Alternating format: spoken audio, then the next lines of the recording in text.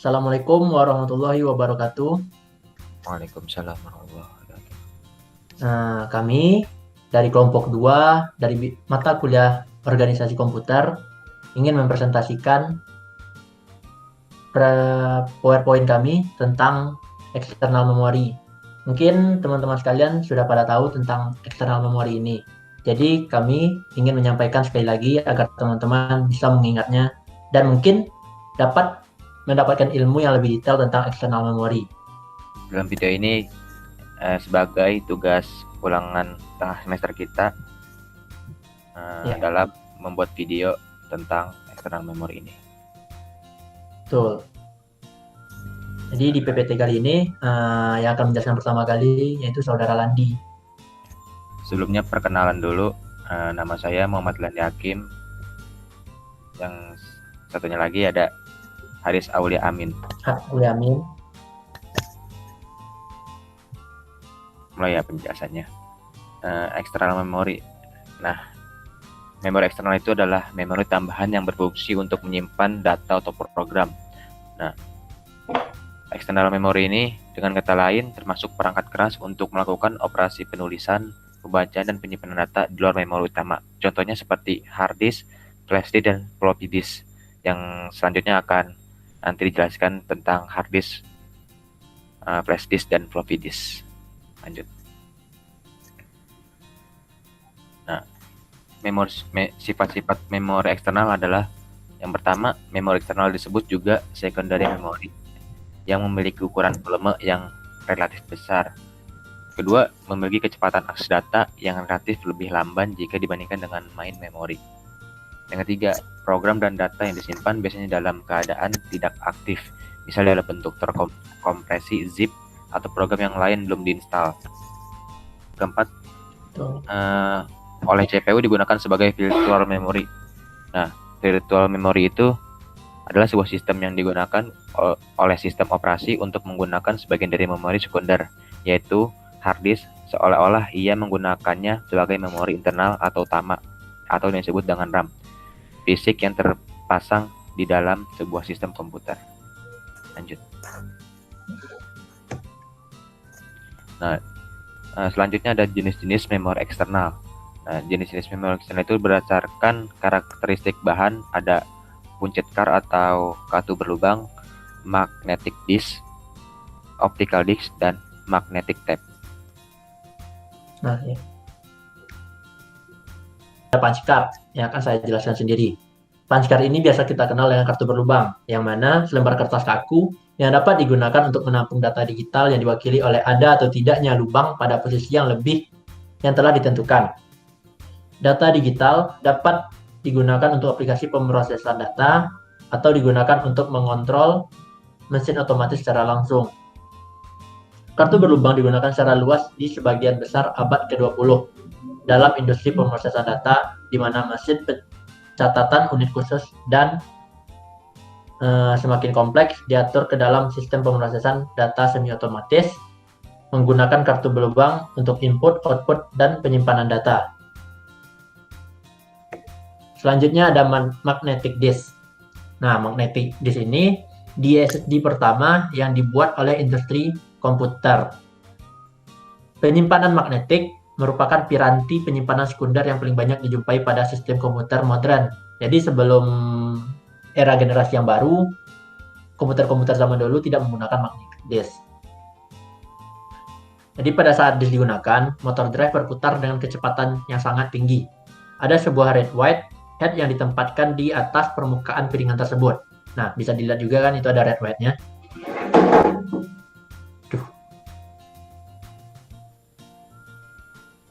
Permukaan disk terbagi atas beberapa track yang masih terbagi lagi menjadi beberapa sektor.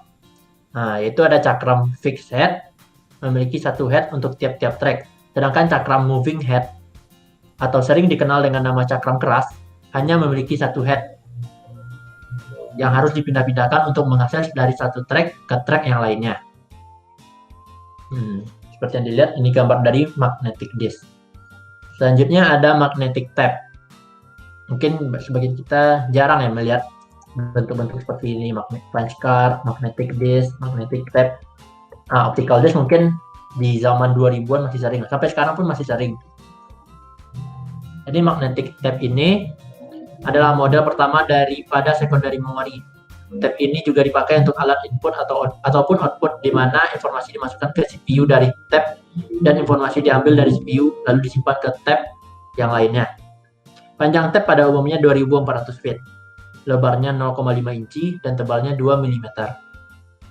Data disimpan dalam bintik kecil yang bermagnet dan tidak tampak pada bahan plastik yang dilapisi peroksida. Fleksibel plastiknya disebut mylar. Mekanisme aksesnya adalah tape drive. Memori perangkat yang terdiri dari panjang tipis dilapisi plastik strip dengan oksida besi. Digunakan untuk merekam audio ataupun video, bahkan sinyal komputer untuk penyimpanan informasi. Selanjutnya ini, optical disc yang mungkin sering kita lihat juga pada zaman sekarang. Dalam istilah komputer, penggerak cakram optis adalah sebuah penggerak cakram yang menggunakan sinar laser ataupun gelombang elektromagnetik sebagai bagian dari proses membaca ataupun menulis data ke dalam atau dari cakram optis. Optical drive biasanya juga dikenal dengan nama CD drive, DVD drive, ataupun ODD. Fungsi dari perangkat ini adalah untuk membaca dan juga menyimpan data dari dan ke media cakram optik seperti CD, DVD, ataupun Blu-ray disc. Selanjutnya jenis-jenis memori eksternal. Mungkin Saudara Landi mau menjelaskannya? Ya, di sini ada jenis-jenis memori eksternal yang berdasarkan jenis akses data. Yang pertama itu ada DASD atau Direct Access Storage Device. Artinya mempunyai akses langsung terhadap data. Contohnya seperti magnetic yang terdapat di dalamnya floppy disk dan hard disk. Terus selanjutnya ada removable hard disk yang di dalamnya ada zip disk, flash disk, dan optical disk dan lain-lain. Yang kedua ada SASD yang artinya Sequential Access Storage Device. Ini mempunyai akses data secara tidak langsung berurutan seperti pita magnetik. Nah, yang selanjutnya ada contoh memori eksternal yang sudah saya jelaskan tadi dalam pengertian memori eksternal, yaitu terdapat hard disk, flash disk, dan floppy disk. Nah, hard disk sendiri ini adalah dia itu komponen utama dari PC untuk sistem operasi. Nah, komponen bagian hard disk ini terdiri dari sebuah jarum untuk membaca data di cakram, mempunyai kapasitas lebih besar dari floppy disk. Nah, biasanya hard disk ini mempunyai kapasitas 1,2 GB hingga 80 GB. Nah, 1 GB-nya itu sama dengan 1000 MB, sedangkan 1 MB-nya itu sama dengan 1000 KB. Yang kedua adalah flash disk. Nah, flash disk ini adalah piranti penyimpanan dari floppy drive jenis lain yang mempunyai kapasitas memori 128 MB.